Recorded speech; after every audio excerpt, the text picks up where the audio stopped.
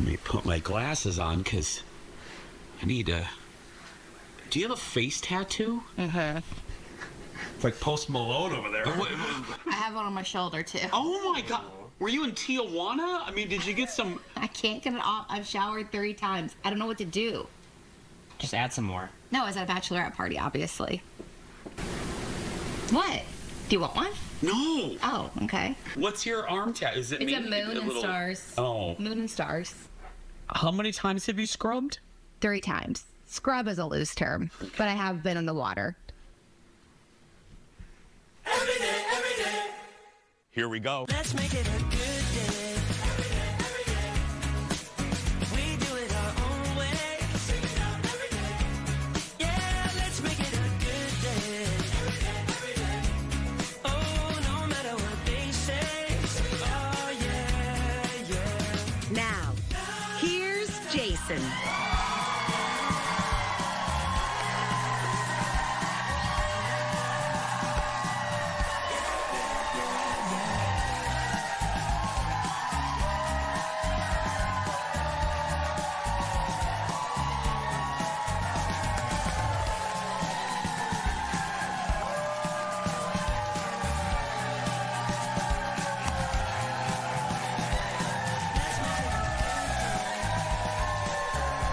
Hi, everybody. Welcome to the show. Hi. Welcome. Thank you for being here, everybody. Let's get started. Thank you. Thank you. Guess what? Oh, thank you. Thank you. Hey, if you guys keep clapping like that, Falen's going to give you all temporary tattoos. That's right.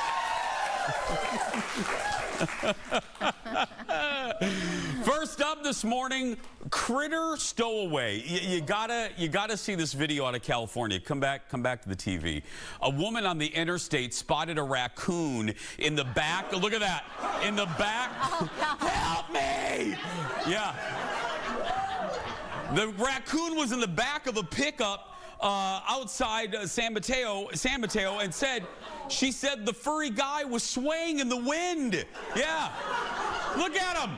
Okay. Oh, buddy. The woman doesn't think the driver knew that the raccoon was in the back. That's right. She's driven in the back of a pickup truck with a raccoon. That's right. Give it up for Falen, everybody.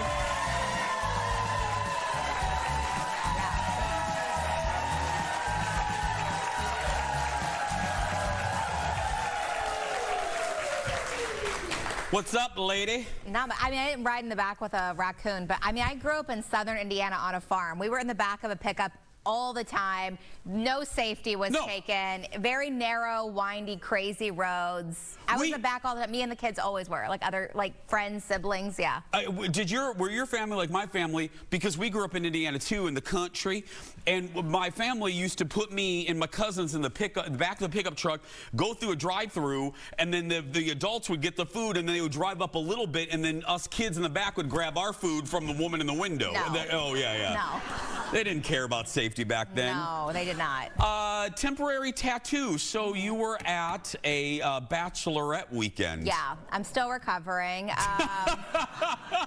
I'm not even a big drinker. I was like telling him, You are not. I had a few drinks, but I was mostly just like the food. It wrecked me. I am too old. My body doesn't handle it. Look at this, everybody. Look at the video.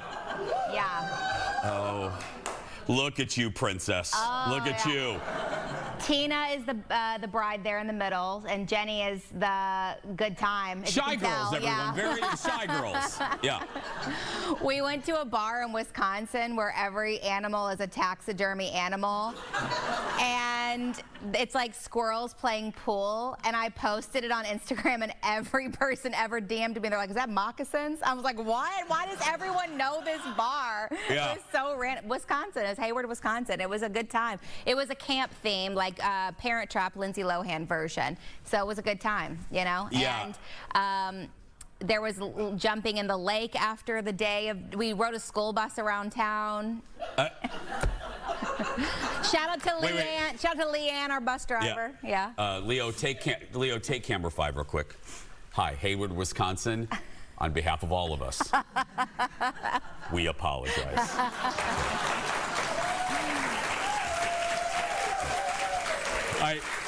They loved it. They loved it. No joke.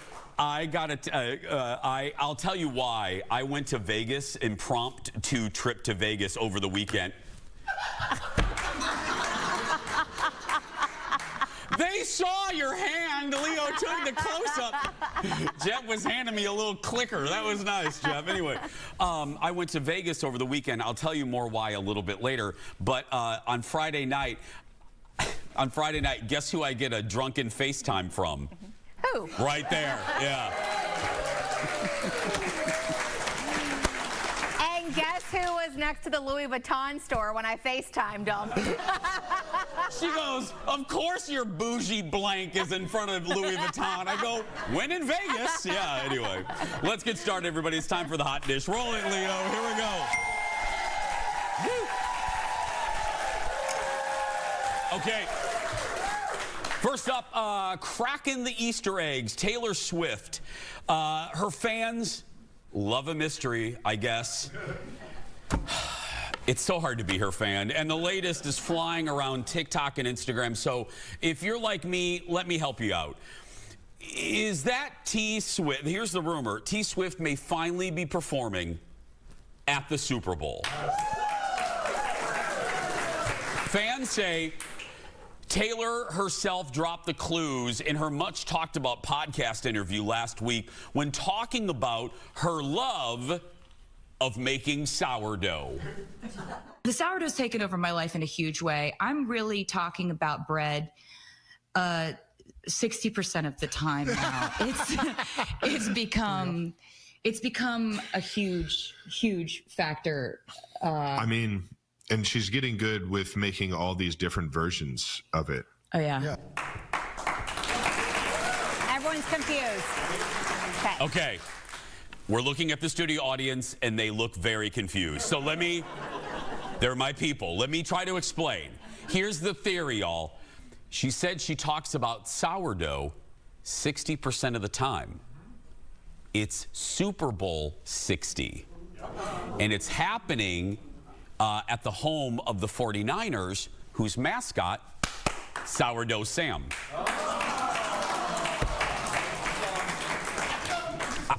I don't have time for this nonsense. Okay, we have one more. Wait. She's big into numerology. So numerology. So was Nancy Reagan. So she loves numbers are her thing, and she leaves Easter eggs like that all the time. So she said she would never do Super Bowl until she owned her music. She owns her music now. So there are lots of clues. It's Travis Kelce's 13th season. Well, Jessica 13 Fletcher. for lucky number. I don't know. This is the clue. Earlier in the interview, we have one more. Taylor also thanked Jason Kelce for screaming for 47 seconds. Stop 47 on the...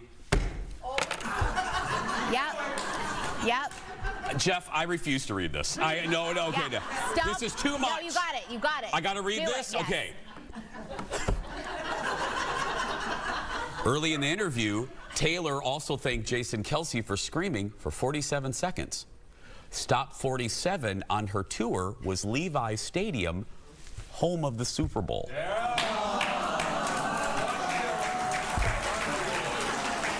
Okay. Listen. It wasn't this hard to be a Madonna fan. You know what I mean?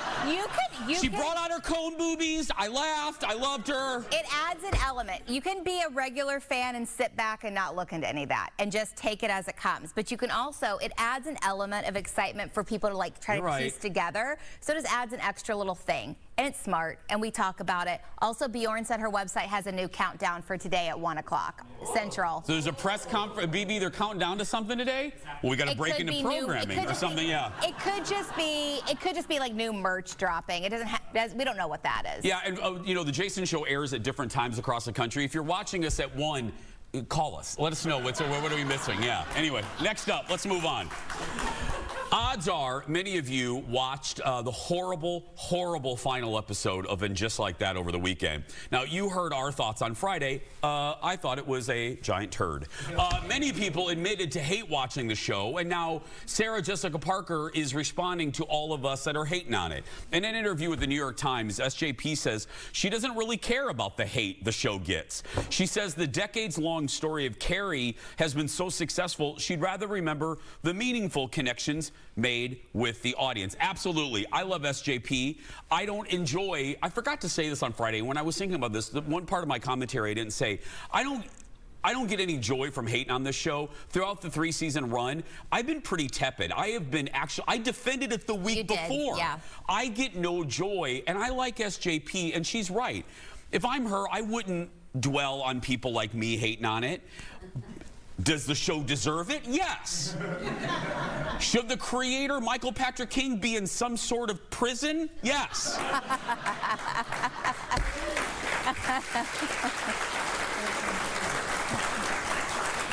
And I like him too.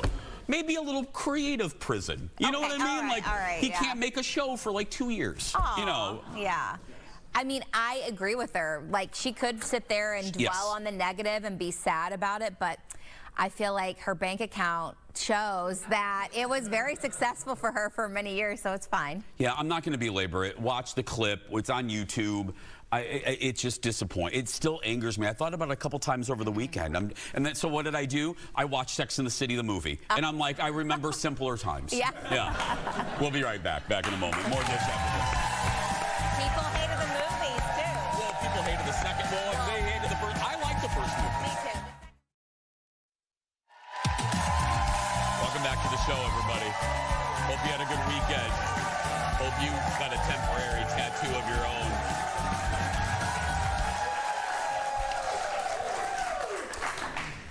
Wow, I look like a little gay plum tomato. I got a little too much sun over the weekend. I'm looking at myself. Oh. I apologize. I'm looking at myself here in the monitor. You look great. No, I got to calm down. Anyway, you may not remember this, but in 1992, the movie Basic Instinct caused quite a commotion. Nowadays, it's like Little House on the Prairie. I mean, it's, but back then it was a big deal to see that much nudity. Anyway, Sharon Stone was in the movie, and last night, you got to hear the story. Last night on Watch What Happens Live, Sharon talked about a really scary moment that happened as she was preparing to host SNL during the whole hullabaloo over the movie. Watch this. There was a ton of controversy about the homosexuality, about the nudity, about everything. It was such a scandal. And so when I came out, and there were a group of people in the audience that were protesters. And so we started shooting live, because it's live. And these protesters started coming toward the stage saying they were going to kill me. And everybody froze. And all of a sudden, Lorne, who is, as you said, really non-reactive. Yeah.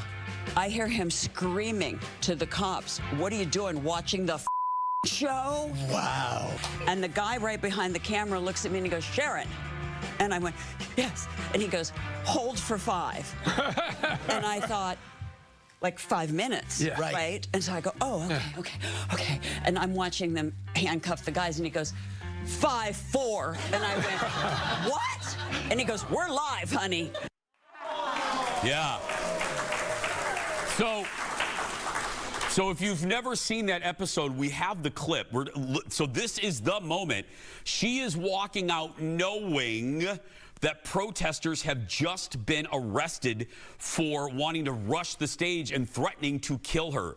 And look at her. I mean, that is a professional right there. Yeah. Oh. That's the start of her monologue in 1992.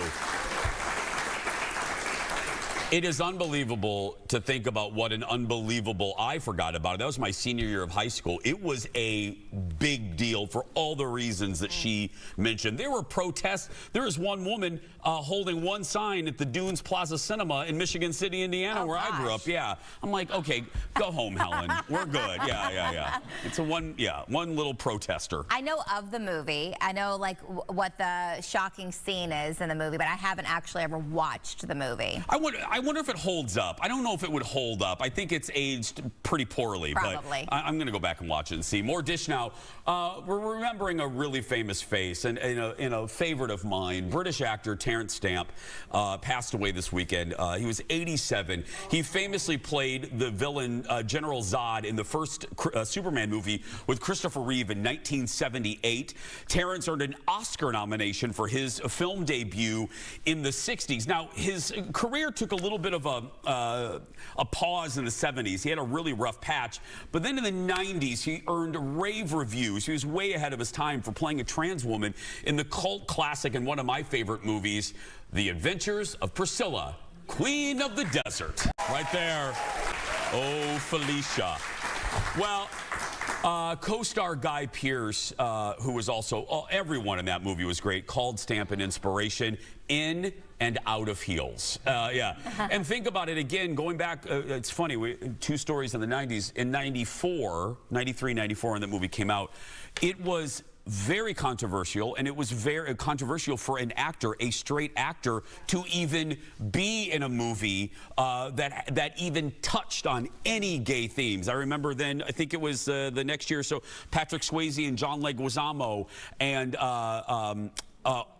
Patrick Swayze.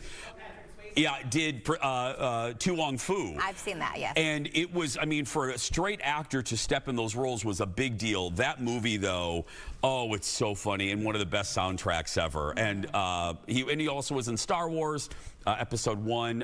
When I saw the news, it was just, oh, it touched me because I love him so much. Have you ever seen Priscilla? Mm-mm. You would love it. Yeah. It's a really, really great movie. It's really about friendship, and if you've seen it, you're getting ready to laugh. And one great scene with the ping pong ball. Yes. Thank you, Aaron. Anyway.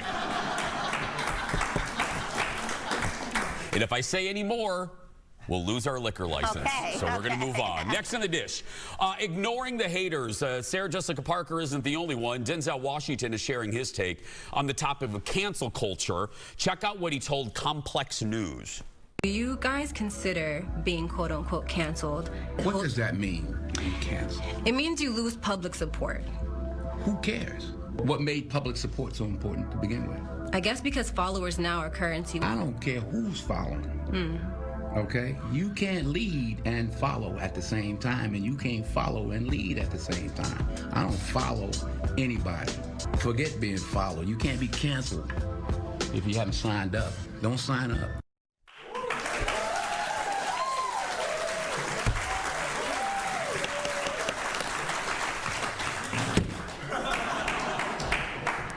By the way, Denzel is in the new, that's why you saw him with Spike there. It's called Highest to Lowest. We were talking about this in the meeting. What are you going to say? I don't know. I think it's like a mic drop moment, but it's easy for Denzel Washington to say that because he's already successful and has an amazing career. But when you're younger, you do, like, if you're in his position, you do need people to see your movies. You do need people to, like, go to your concerts or stream your music or whatever. Like, you do need the following. Yeah. So if you're canceled, like at this point, if he got canceled, it wouldn't really matter. No. He's fine for life, right? But like someone younger, they wouldn't be. Like they couldn't get back into acting necessarily, and they'd have to figure out a whole different career path. I don't know. I think it's easy to say that, but it's not as easy to live it. And it is interesting, you know, the culture right now, it's all, you know, everything kind of goes in a circle. It's all cyclical. Now, you know, there's been such a pushback against cancel culture. Now it's kind of, you know, you can basically say anything, and it's like, can I give you a show? Anyway, up next, Up next, another instance of the role that got away. Adam Scott is the latest guest on Amy Poehler's hit podcast and talked about, I can't believe this, the famous TV job that he almost landed. Watch this. Was there ever a part you auditioned for that you got close on that you didn't get? Yeah, 6 Feet Under. Yeah, that was the one that I didn't get, and it's good it was for Michael C. Hall's role. Michael C. Hall's role, and it's good that I didn't get it because it wouldn't be nearly as good if I had done it because he was perfect and incredible. It was the one where I was like, I might stop doing this. I think that it's time for me to like read the tea leaves and walk away. I don't think people understand. Scott said,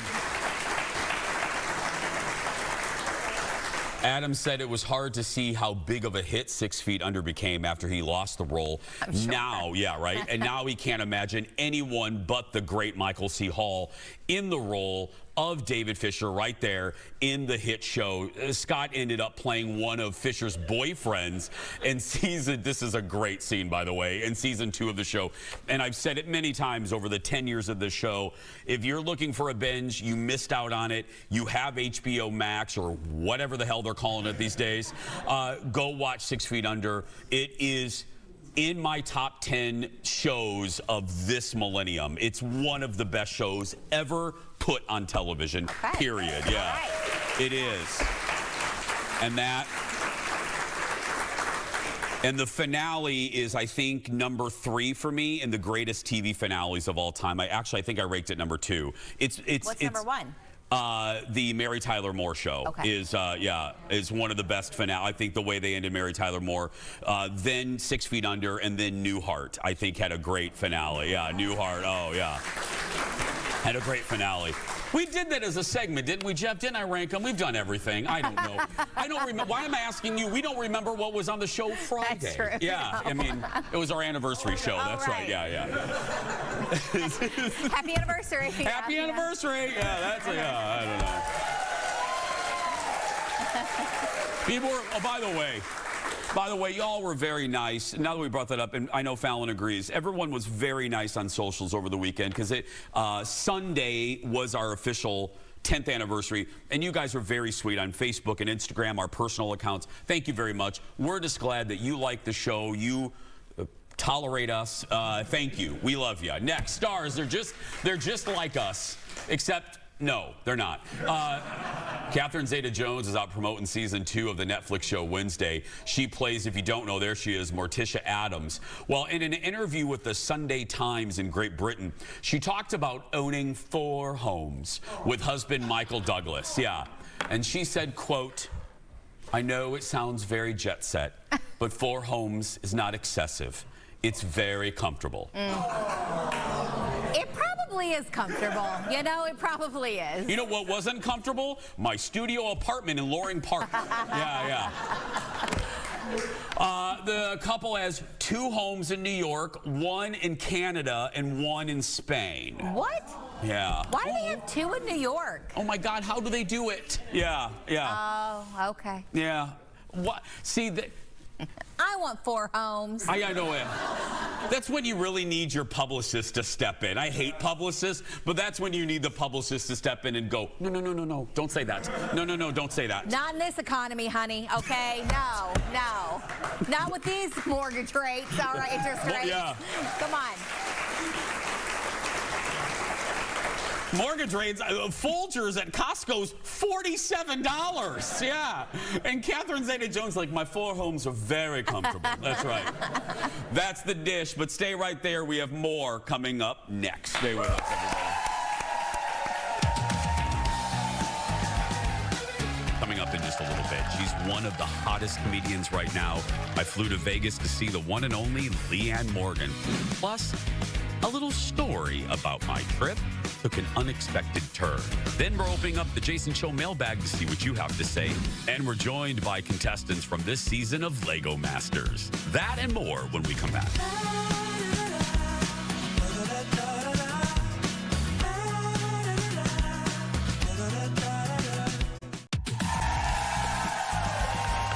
Welcome back, everybody.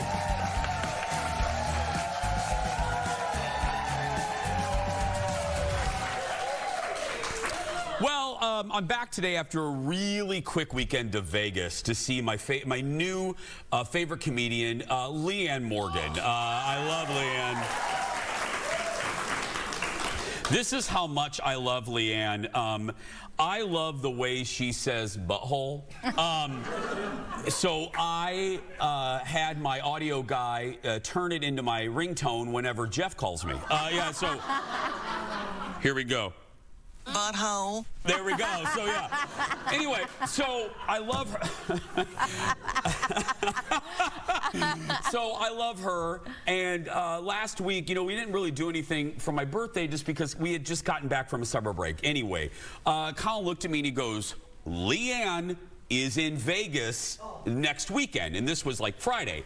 And I went, okay, let's go. So I rarely do impromptu stuff like that. We bought the plane ticket. We got the hotel. I got the tickets for Leanne.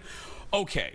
So we get to Vegas. Now, I'm going to pause here and just mention something quick about Vegas. I'll go more about Vegas tomorrow. I have a little best things ever. But people have been talking about how dead Vegas is. I love Vegas. And I've been there many times during the pandemic. I've been in there many circumstances. It is dead. It is dead. I talked to 5 to 6 different service industry folks and asked them, and they were like, absolutely. There's a drop in international tourists, and I got to the airport and baggage claim. You could see crickets, you hear crickets having sex. I mean, it was really weird. Anyway, back to Leanne. So last week, a week ago, our buddy Melissa Peterman from NBC's Happy's Place in Reba was here in studio, and we did the show. She was here live, and then we decided to shoot a fast food field trip with her. So the show ended. I said goodbye to the audience, and then we started rolling on the fast food field trip, and we started talking, and I mentioned Leanne, and Melissa Peterman goes, "You know, I know her." And I went, "You do?" And I almost started to cry. And look, I've been at this for almost 30 years in TV. I've met a lot of people, and I don't say that as like Catherine Zeta-Jones, but I mean, I say that like I think of celebrities, I'm like, oh, they pee just like we do. But I do get excited about some people, and Leanne's one of them. Like, you know that. I'm obsessed with her now. And I go, "You know her?" And Melissa goes, "Yeah, I have her number. Her and Reba and I are going to go to dinner." And I said, "Oh my," and Melissa goes, "Well, let's shoot her a video and tell her that you're coming to the show." So I get nervous. Like, I don't get nervous, but I'm shooting this video. I go, "Hi, Leanne. Hi, my name is Jason. I'm and Missy's in the video." And I go, "Hi, I love you. I have butthole as my voicemail." And, you know, and I go, "I know you like the gays. You collect them like Labubu's." And I'm like, you know, and so anyway, I go to Vegas. Missy sends her the voicemail, and Colin and I get to Saturday night. And it was, how do I say this? It was odd. I didn't hear from Missy again. And that's very unlike Melissa. Like, not an update of like, "Oh, Leanne loved your video," or nothing. Not that I was expecting it, but it's just odd for our friendship that I didn't hear anything. Like, when I sent Reba, I gave Reba McEntire my biscuits, I immediately heard from Reba. And it was like, so I say that because of the story. Okay, we go to Leanne's show at the Wynn on Saturday. Let me just say, this is from an earlier show. Go see her on tour, because my better half laughs about 52 times a year, and like a cat using up all of his 9 lives, Colin used up all of his 52 laughs, because we laughed. I'm not joking, audience. I laughed continuously for 90 minutes. I didn't stop smiling. Colin, it was one of the best nights I've had with Colin. We just had the best time. She is so real, and her comedy is based on real life, and the audience was loving her, and we're sitting kind of to the left, and she made a joke that Colin and I laughed loud, and she pointed at us. Okay, so we get done with the show. We wake up yesterday, we board the plane to come back to Minneapolis. And as I'm on the plane, I see Missy. I got Wi-Fi, so I see a text from Missy pop up, and it's a voicemail, but my phone transcribed the voicemail. I'm going to play that voicemail for you right now from my good friend Melissa Peterman. So here it is. I'm going to put it up to my mic. Oh. Hey. You're going to kill me. Leanne sent me a voice message saying, "Is he still here in Vegas? I want to meet him," like yesterday morning. I'm not being crazy, but yesterday I started at 7 a.m. I had to do hair. Then I had to come home and I had to get ready I was at a baby shower. Then I had to come home and I had a dinner party and a birthday. And then I came home and fell asleep. And today I had to perform. And so I didn't even hear it. Please don't kill me. But she was like, I'm in love with him. And I want to meet him. And I was so, don't kill me. Yeah. So, and by the way, I asked her permission. I go, can I play your voicemail? I was laughing. Colin was seated across from me. And as I'm looking at her message, this is my face. So he looks over at me, he goes, what's wrong? And I go, I'll tell you when we get off the plane. What? Yeah. You're making way for a whole plane ride? No. That we were landing. Oh, okay. I was like, what? Colin was dealing with his own drama in that row. The flight attendant wouldn't give him a full can of ginger ale. So, yeah. He had his own issues then, okay. Colin was so mad. Let me stop the Leanne story. Colin was so mad. He was so thirsty. And he was like Oliver with porridge, you know, and he looked at the flight attendant. And the flight attendant goes, drink? And Colin goes, yeah, may I have ginger ale? And the flight attendant poured him like a little porpoise spit of ginger ale. And Colin goes, oh, by the way, is there any way I can have the full can? And Colin said the flight attendant looked at him like this. Full flight, no.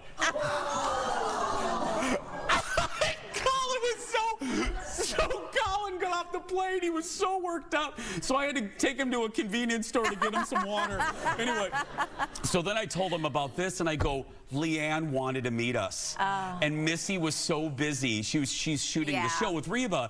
So Missy's going to hook us up, and we're going to have her on the show and the whole thing. Yeah, amazing. So, yeah, it'll be great.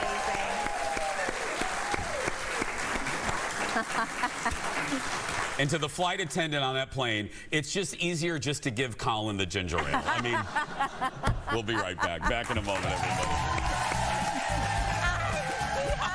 I'm so thirsty. You're gonna hydrate, you're gonna dehydrate. Yeah. Let's make it. By the way, you can watch Leanne on Netflix. The #1 comedy on Netflix, yeah. Welcome back. It's time to hear from you. Director Leo, open up the Jason Show mailbag. Here we go, everybody. You got mail. First, as I mentioned earlier, we got some really nice messages about the 10th anniversary of our show. Karen writes, congratulations, Jason and the crew. We've never missed a day since you started 10 years ago. Wow, I should give you a check or something. Yeah. Wow. Thanks for all the hard work and laughs that we've enjoyed with you. No, Karen, seriously, thank you. We wouldn't be here and expanding across the country without people like you. Jody writes, you make us laugh, join in, and emotionally connect every day, even if it's a rerun. Oh. Thank you, and many more years. Thank you for saying that, because our boss hates when we run reruns. But yeah, God forbid we take a day off. And Judy says, your willingness to be yourselves on TV, no matter how goofy or imperfect, is an inspiration. Here's to another 10 years. Yeah, very nice. And, you know, I said it privately, but one of the best things about the last year has been the fact that I've gotten to get to be even better friends with you. Oh. I've always loved her, and now we text each other every day. What are you doing? What are you doing? Yeah. Do you miss me? Yeah. We do that. Do you miss me? How much are you missing me right now? Yeah, anyway. Next, besides the 10-year anniversary of our show, another big moment happened last week. Falen finally got to show off her breakfast casserole. Wow, that's right, goodness. Yeah. Wow. It's not even mine. It's literally an Instagram chefs that I just liked it. It was the highest rated episode of our show's history. Yeah. It was like, who shot JR? That's right. Pauline commented, worth the wait and wanting to try this. Yeah. Get it, girl. Shai Raya says, absolutely will make this. Please let us know when you do. I am going to make it. It's so easy. It's easy. I had other people say that they did make it and it was delightful. So enjoy. Didn't your own family members? Well, my mama tried to. She's new to it. She'll I think I've shared. She'll post random stories and she doesn't know she's posting them. Like one time she posted a photo of Jake from 5 years ago and just said no.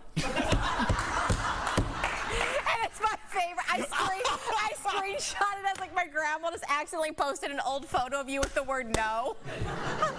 So anyway, she couldn't figure out how to see the recipe, but she said it looked good on the TV. We should do a segment, Mama on Facebook. Just, yeah. It's wild. Next, a question from a viewer in Washington State about me referencing soft pants. Kathy asks, are soft pants a Minnesota thing? Oh, no. Universal. Yeah, I've never heard the term before, but I guess it sounds more appealing than sweatpants or pajama pants. Yeah, that's what I mean, just pants that don't have buttons. You know what I mean? Or tightness. Yes. They're just soft pants. You got elastic in the waist. You can just relax. Yeah. You eat them after a Chinese buffet visit. Yeah. You know what I mean? Yeah. And just throw on the soft pants. Oh, God, I love soft pants. Same. They're so good. How quickly do you change out of your school clothes when you get home? First of all, I change here. I don't even wait till I get home. The first thing, bra is popped off. Yeah, all right? me No one, too. Yeah. And then the pants. Yeah, you pop your bra? I pop my bra, too. Obviously, girl. Yeah. Finally, our viewers love Patrick the laundry guy. Who doesn't? And they take his advice very seriously. Yeah. Lori says the laundry guy has mentioned using vodka for odors on clothes. I have 5 pets, and I went one step further. I literally used vodka all over my house. Furniture, dog, beds, cat posts, carpeting, bedspread, everything. I can't tolerate fragrance, so it was great. So basically, yeah. Okay. I need to try that. Yeah. So, Lori, if you didn't quite get it, Lori literally has bottles of vodka all over her house.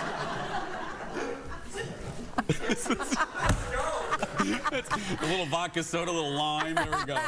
We'll be right back. Back in a moment. Follow us on social. Falen on the air. Jason Matheson.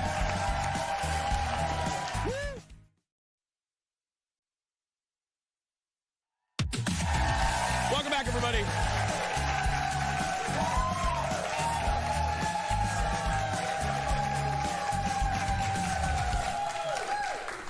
Hi. Growing up, many of us have memories of playing with Lego sets as kids. I got the hand-me-down ones from my cousin Stan. Anyway, and it really let your imagination run wild. A new spinoff on Fox is putting kids center stage to show off look at this. Their amazing Lego skills. Look at Lego Masters Jr. Welcome to Lego Masters Jr., where the builds are epic. The challenges are wild. And the builders are... little. Finally, the bricks are back where they belong. Yes. Five teams are paired with celebrity sidekicks to build creative Lego creations, and they're competing for a grand prize of $50,000. Audience, give it up for 2 of the contestants, Will and Crosby, everybody. Okay. First question, when did you guys shoot this? We actually filmed it 2 years ago. Oh, my goodness. Okay. Well, thanks for coming 2 years later. I love that. When did you, either of you can take this question, or both of you can, when did you realize how good you were? Gosh, I think it was maybe like 10 years ago. I was at... What? I mean, 10 years ago, when I started realizing that I could actually build stuff that wasn't instructions. Yeah. And not like the sets. You? Yeah, I mean, the past 5 years, that's when I started kind of switching from sets to my own things and realized. Okay, because that's the thing. When I would build these things, I would need like the IKEA instructions to do it. So you guys just go off your own designs, right? Yes. Okay. Okay, what are we looking at? The close up here, what are we looking at with this one here? So this one I built when I was maybe like 11.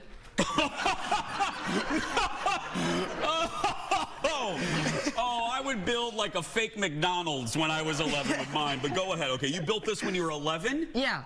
It's a spin-off of the first set that I got as a kid, which was the Black Falcon Fortress. Yeah. And it's kind of just a new, modernized version of it. Okay. how long did this, how long did this take you? And if you say less than a day, I'm kicking you out. It was a little longer than that. It was, I'd say about maybe a month. It does take a while for the pieces to ship in, too. Oh, yeah. I can imagine. Okay, which one's your creation? Where's something that you built, my friend? So I built some of the stuff up here. Some up here? Yeah. Did you build the squid thing? I built the squid. You squid? Okay. Yeah. You're over here? Yeah. Okay. Well, same question. How long does this take? Like, for not a mere mortal like me, you, how long does this take? That one took, like, a couple of hours only. It did. We kind of just... In the time I do this stupid show, they can build this stuff. Yeah. Let's talk. And look at this. Leo, can we get a shot? I know we're going to talk about the show. I want to focus. Can we get a shot inside here? What are we looking at here, guys? Well, it's kind of just an underwater, kind of under the Arctic sea ice scene. Okay. I love you're so humble about it. This is something that should be narrated by the Attenborough guy. I mean, yeah. This is incredible. Okay, let's talk about the show. Question for both of you. I ask this when people, just regular people, do a TV show, and because I love knowing about this.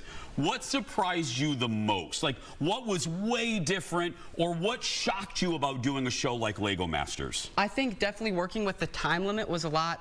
It was a lot shorter than I expected, and we were kind of rushed to build all these large creations. What was the time? Do you mind me asking? Most of them were about like 3 to 4 hours. Okay. And again, this is a month's worth of your work right here. Well, that was just mainly the pieces shipping in. Yeah. Yeah. That's how good he is. Okay, how about for you? What surprised you about doing Lego Masters? Definitely how fast the time moves. I never realized how quick 3 hours is until. Yeah. Did you even, yeah, there you guys are now. Did the cameras make you nervous, or you just kind of forget about them when you're doing, Yeah, you're kind of so in the moment that you don't really notice that the cameras are even there. For you? Yeah, that was one of the crazy things, is you walk in there and there's tons of cameras everywhere, but then when you start, you don't even realize them. You just forget that they're there. Forget about them. You guys were, correct me if I'm wrong, on Andy Richter's team, right? Yes. What's Andy like? He was so funny. Yeah. Big kid, right? He's kind of like a big kid, yeah. Basically. Is he good? I mean, did he build anything, or he's just looking at you? Yeah. Yeah. Was he good? He was pretty good. Oh. Yeah. Okay. Lego Masters Jr. premieres tonight on Fox. Give it up for the guys, everybody. You can watch it the next day on Hulu as well. We'll be right back in a moment. Stay with us. This is great. Thank you guys so much. Thank you so much, guys. Okay, who did this? Hi. Welcome back, everybody. Well, I can't believe this. I can't believe it. Can you believe it? It's only a few days to go until the Minnesota State Fair. The Jason Show will be, because the bosses don't really care about how tired we are, we'll be broadcasting for 2 hours of the fair. That's right. But by the way, the 11 a.m. hour will be as a kind of a gift for our local audience here in Minnesota, but you can stream it on Fox Local and Fox 9. The Fox 9 booth is located right next to the giant slide across the street from the grandstand. If you want to come see the Jason Show live, you just need a ticket to the fair. You do not need a separate ticket for our show. We'll be right back.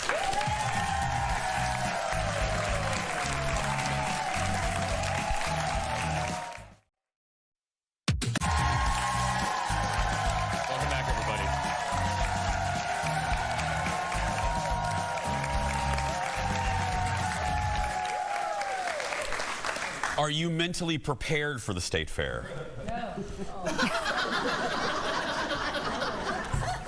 Sure. Are you? No, I don't think you are. Sure.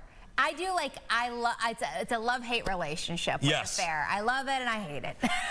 I say I love it until like day 4. Yeah, someone asked me the other day, they're like, everything starts to stink a little bit. Yeah. And I'm like, okay, I don't know. I think 4 days feels about right to me. 4 to 5, yeah. We're there every weekday. You do your radio show there. I do my radio show there. So I'm there from about 5 o'clock in the morning until about 1:30 in the afternoon. Yeah. Tomorrow, what you can do right now to prepare your lawn for fall. Chris from It's Mow Time is back with his lawn care tips. Plus, why everyone in Las Vegas is wearing white. I'll give you more best things ever for Vegas. But right now, that's going to do it for us. If you're watching and you're a kid that's being bullied or a male NFL cheerleader, you go out there and be yourself because nobody can tell you you're doing it wrong.